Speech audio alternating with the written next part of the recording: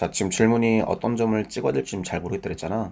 일단 P까지는 그냥 무조건 오는 거지. 한 가지 경우밖에 없고. 답지를 보면 자, 이쪽 점이 찍혀 있고, 그 다음에 이쪽 점이 찍혀 있고, 그 다음에 뭐 이쪽 점이 찍혀 있고, 그 다음에 이쪽에 점이 찍혀 있고, 그 다음에 이쪽에 점이 찍혀 있고, 그 다음에 이쪽에 점이 찍혀 있고, 그 다음에 마지막으로 이쪽에 점이 찍혀 있는 걸 확인할 수 있는데, 자, 일단은 찍은 점들을 일단 기초로 내가 역으로 한번 설명을 해볼게. 그러면은 왜 다른 점을 찍으면 안 되는지 저절로 알게 될 것 같아. 자, 우선 A에서 P까지 오는 경로는 그냥 무조건 한 가지밖에 없지. 그리고 A에서 자, 만약 점을 C를 찍게 되면은 이 경로를 최단 경로로 올 수 있는 모든 경우를 다 구하게 되는 거야. 맞지? 그리고 만약에 D를 점을 찍게 되면 자, 여기까지 올 수 있는 최단 경로를 그냥 다 구하게 된다. 자, 이것도 이해되지? 그 다음에 자, C를 기초로 해가지고 이렇게 와. 이건 한 가지밖에 없어. 그런데 만약에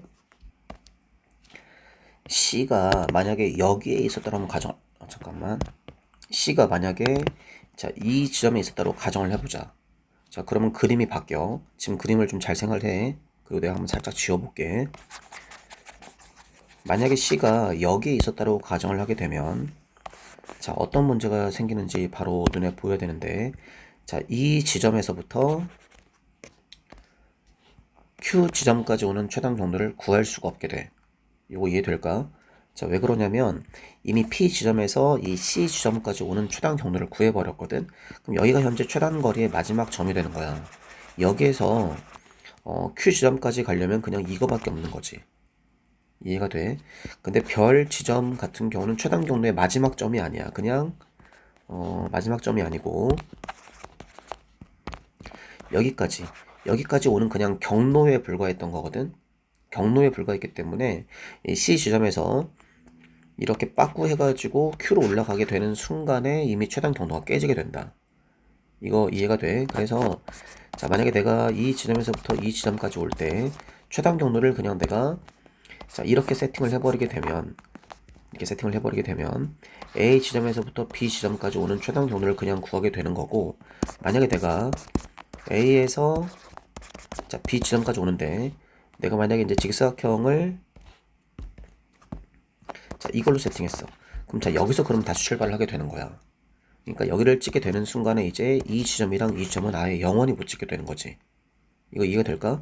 그러니까 여기서 여기까지 오게 되는 순간에 이미 최단 경로는 깨지게 되는 거고, 여기서 이쪽을 선택해도 이미 최단 경로는 깨지게 되는 거잖아. 무슨 말이냐겠지? 그래서 직사각형은 최마지막 이 지점으로부터 출발한다는 그 전제를 하고 찍어줘야 되는 거야. 그래서 내가 만약에 다시 처음으로 문제를 돌아가서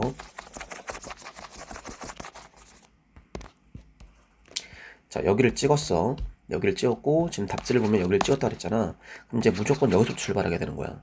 그러니까 이 D 지점은 따로 찍어줘야지. 따로 찍어줘야 여기에서부터 다시 출발할 수 있는 거야. 이해가 돼? 그래서 C에서는 D로 내려올 수가 없어. 물론 D에서도 C로 갈 수가 없고. 그치? 그래서 자, C 지점을 찍는 순간에는 무조건 전진밖에 안 된다. 그리고 D 지점에서 Q로 갈 수 있는 건 뭐 이렇게도 갈 수 있고 이렇게도 갈 수 있겠지. 그치? 그래서 지금 답지를 보게 되면 찍은 게 이쪽이 찍혀 있고 그 다음에 이쪽이 찍혀 있고 그 다음에 오른쪽 아래 대각으로 이쪽이 찍혀 있는 걸 확인할 수 있어. 자, 여기서 우리가 잠깐 체크해야 되는 건 자, 직사각형을 그리게 되면은 내가 P 지점에서 C 지점까지 올 수 있는 모든 경로를 그냥 다 구하게 된 거고, 그리고 내가 오른쪽 아래로 이렇게 직사각형 그리게 되면은 자, P 지점에서 D 지점까지 오는 모든 최단 경로는 그냥 다 구하게 된 거야.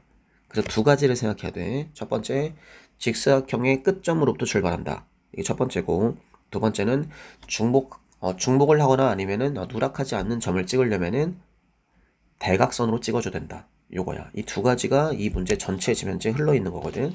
그래서 이제 조금 이제 빨리 설명을 해볼게. P까지 왔어. C까지 왔어. D로 갔어. 그럼 이제 여기까지 오는 경로는 그냥 무조건 다 구하게 되는 거지. 여기까지 오는 경로는. 그치?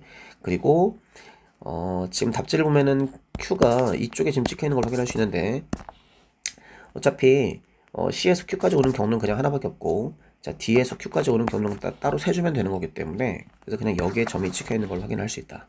그리고 Q에서 R까지 오는 경로는 무조건 한 가지니까 그냥 1이라고 써주면 될 것 같고, 자, 여기서도 마찬가지야.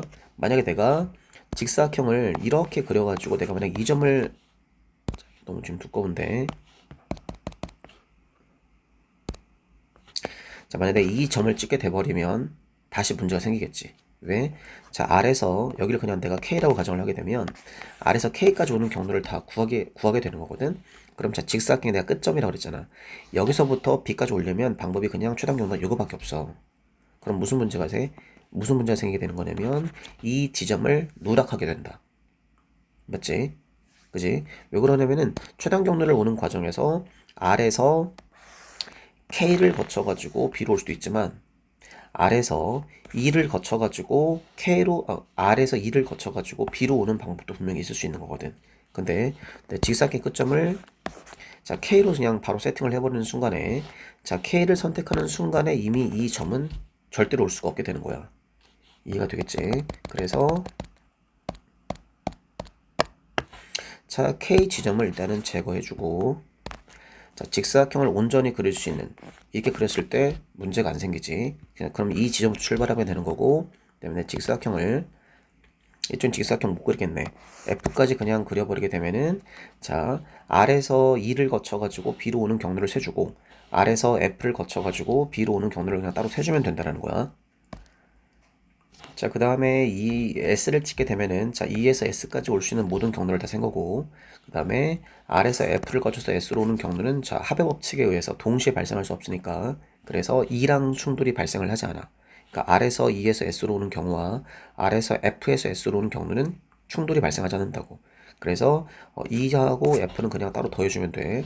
그래서 어쨌거나 S까지 왔다 생각을 하게 되면은 S에서 B로 오는 경로는 한 가지밖에 없으니까 답을 구할 수 있게 된다는 거고, 이게 첫 번째고. 자, 두 번째는 그냥 장애물을 세는 데 있어서 최단 경로가 좀 약간 헷갈리면 그냥 전부 다 카운팅하는 방법이 있을 수 있거든.